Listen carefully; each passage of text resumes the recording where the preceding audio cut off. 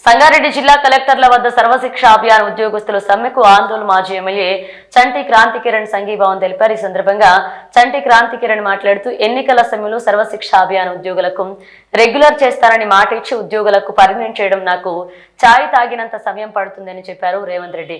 ఇప్పటి వరకు ఛాయ్ తాగలేదని ఎద్దేవా చేశారు. సమ్మెలో పాల్గొన్న ఉద్యోగులకు బీఆర్ఎస్ పార్టీ ఎలవేళలా అండగా ఉంటుందని హామీ ఇచ్చారు. అప్పుడు చెప్పాం మనం ముఖ్యమంత్రి గారికి, అందరి పార్టీల వాళ్ళు వచ్చారు, ఉపాధ్యాయ సంఘాల నాయకులు అందరూ కూడా రావడం జరిగింది. 15 రోజులలో మా సమస్యను కనుక మీరు పరిష్కరించకపోతే మేము 33 జిల్లాలలో దీక్షలు చేస్తామని చెప్పడం జరిగింది. అదేవిధంగా సీఎం గారు ఇచ్చిన హామీ మేరకు అయ్యే ముఖ్యమంత్రి కాబట్టి ఖచ్చితంగా నెరవేర్చుందని ఈ రోజు 33 జిల్లాలలో దీక్ష చేయడం జరుగుతుందా. కాబట్టి మీరు మాజీ ఎమ్మెల్యేగా లేదా ఇప్పుడు టీఆర్ఎస్ లో ఉన్న మంచి మీరు నడుస్తుంది కాబట్టి ముఖ్యమంత్రి గారికి మీ తరఫున మా యొక్క రిక్వెస్ట్ 3 జిల్లాలలో ఈ రోజు 17వ రోజుకు చేరిన మా దీక్ష. కాబట్టి మేము ముఖ్యమంత్రి గారిని అడుగుతున్నాం, మీరే అప్పుడు పిసిసి అధ్యక్షులు ఉన్నారు, హామీ ఇచ్చారు. ఆ హామీని నెరవేర్చడానికి మీకు ఈ రోజు వరకు 1 ఇయర్ అయింది, అయినా మీరు మమ్మల్ని పట్టించుకోవడం లేదు. అదేవిధంగా మీరు మా సమస్యలు నెరవేర్చాలని 33 జిల్లాలోని అందరం తరలి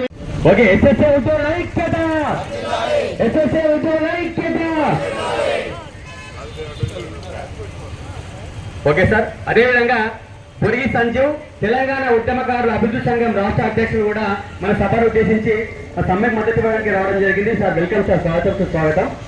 థ్యాంక్ యూ సార్.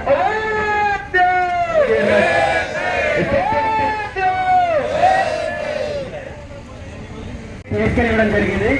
మా ఒక్కరిని మర్చిపోయారు, మా ఒక్కరిగా చేస్తే కనుక ఈరోజు మీ ప్రభుత్వ తరఫున బాగుండాలని మేము కోరుకుంటున్నాం. మీ యొక్క డిమాండ్ మా యొక్క పోరాటం ఎప్పుడు సాగుతూ ఉంటుంది. మా డిమాండ్ ఏంటంటే జీవనం వచ్చే వరకు రిక్వెస్ట్ చేయే వరకు ఈ యొక్క సమ్మె. అందరికీ నమస్కారం. గత కొన్ని రోజులుగా 17వ రోజుగా దీక్ష, 17 రోజులుగా మీరందరూ కూడా ఉద్యోగాల్ని వదిలిపెట్టి మీ సమస్యల సాధన కోసం తీసివేసినందుకు మీ అందరి పరిస్థితుల్లో మీరు తెగించి మీరు పోరాటం చేస్తున్నందుకు మీ అందరికీ మా పార్టీ తరఫున కూడా అండగా ఉంటామని చెప్పి నేను తెలియజేస్తున్నాను. మొన్ననే హరీష్ రావు గారు కూడా అసెంబ్లీలో లేవనెత్తిన విషయాన్ని మన వాళ్ళు ఎవరు నాకు వాట్సాప్ పెడితే నేను కూడా అందరికీ వాట్సాప్ పెట్టి దాని పార్టీ కూడా పర్మనెంట్ చేయాలని చెప్పి, స్కేల్ పెంచాలని చెప్పి డిమాండ్లు ఉన్నాయి. వీటిని పరిష్కారం చేయాలని చెప్పి నేను కూడా చెప్పడం జరిగింది. దాన్ని అసెంబ్లీలో ప్రస్తావించారు. తప్పకుండా ఆ సమస్య పరిష్కారం అయ్యేంత వరకు మీతో పాటు మేము ఉంటానని చెప్పి కూడా ఈ సందర్భంగా మీ అందరికీ హామీ ఇస్తున్నాం. గారు ఉన్నప్పుడు అప్పటికి కూడా మీ సమస్యలు కొన్ని పట్టించుకున్నా, ఇంకా చాలా సమస్యలు పెండింగ్లో ఉండి ఇంకా చాలామంది కాంట్రాక్టులు వాళ్ళని కూడా కొందరిని పర్మనెంట్ చేసినప్పుడు అంటే మీ వరకు మిమ్మల్ని ఆ టైంలో పర్మనెంట్ చేయలేకపోయారు. మిగతా వాళ్ళందరినీ కూడా పర్మనెంట్ చేయడం జరిగింది. ఈసారి కనుక గెలిపి చేసి ఉండేవాళ్ళు, ఎందుకంటే అప్పుడున్న పరిస్థితుల్లో కొన్ని నిర్ణయాలు తీసుకోవచ్చు. ఎందుకంటే 10 సంవత్సరాలు కొత్త ప్రభుత్వము తెలంగాణను అభివృద్ధిలోకి తీసుకురావడానికి అనేక కార్యక్రమాలని మన కేసీఆర్ గారు తీసుకొచ్చింది కనుక కొందరికి ఇబ్బంది కలిగించిన మెజార్టీ ప్రజలకు క్రమంలో మీరు ఏమైనా అప్పుడు దీన్ని విస్మరించలేదు, కానీ కొంచెం ప్రయారిటీగా దాన్ని చూడకపోయి ఉంటారు. కానీ ఈసారి గెలుచుంటే తప్పకుండా ఈసారి తీసుకొచ్చేవాళ్ళం. అయినప్పటికీ కూడా ఇప్పటికైనా ఏదైనా సరే అడగకుండా అమ్మాయినా పెట్టారు. ఇప్పటికైనా సరే ఈ ఎప్పుడైతే ముఖ్యమంత్రి ఉన్నాడో ఏకశిల పార్టీ గారు మేము కూడా విన్నాం. అక్కడ ధర్నా జరుగుతున్నప్పుడు ఇది 2 నిమిషాల పని అన్నాడు. మీరు తమ్ముడు చెప్పినట్టు ఒక ఛాయ్ తాగే టైంలో మీకు జీవో ఇప్పి ఛాయ్ తాగే టైము ఇంకా రాలేదా, లేకుండా ఆయనకి ఛాయ్ తాగుతారు కదా మన ముఖ్యమంత్రి. మరి ఏదో జరిగి ఉండాలి, ఛాయ్ తాగే టైం లేకపోయి ఉండాలి, ఛాయ్ ఆయన మానేసి ఉండాలి, బహుశా రెండుట్లో ఏదో జరిగి ఉండాలి. ఏదైనా కానీ ఛాయ్ తాగకపోయినా సరే ఛాయ్ తాగే టైము 2 నిమిషాలు కానీ 10 నిమిషాలు కానీ గంట సేపు అయినా సరే మీరు ఏదైతే హామీ ఇచ్చిండ్రో ఆ హామీని నిలబెట్టుకోవాల్సిన బాధ్యత ఈ ప్రభుత్వానికి ఉన్నది అని చెప్పి మేము కూడా డిమాండ్ ఇస్తామని చెప్పి నేను హామీ ఇస్తున్నాను. ఎందుకంటే మీరందరూ ఏదో చెప్పారు ఆచరణ సాధ్యం, కానీ ఆచరణ సాధ్యమవుతుందా కాదా అని ఆలోచించకుండా మీ ఇష్టం వచ్చినట్టుగా ప్రతిదీ నేను ఇస్తా, ఇది ఇస్తా, అది ఇస్తా అని చెప్పి ఆయన నోటికి ఏది వస్తుంది అన్ని ఇచ్చేస్తా అని చెప్పుకుంటూ పోయింది. మనందరం కూడా సరే అప్పుడు ఇంకో దగ్గర పని అవుతుందంటే ఎవరైనా కూడా నమ్ముతారు.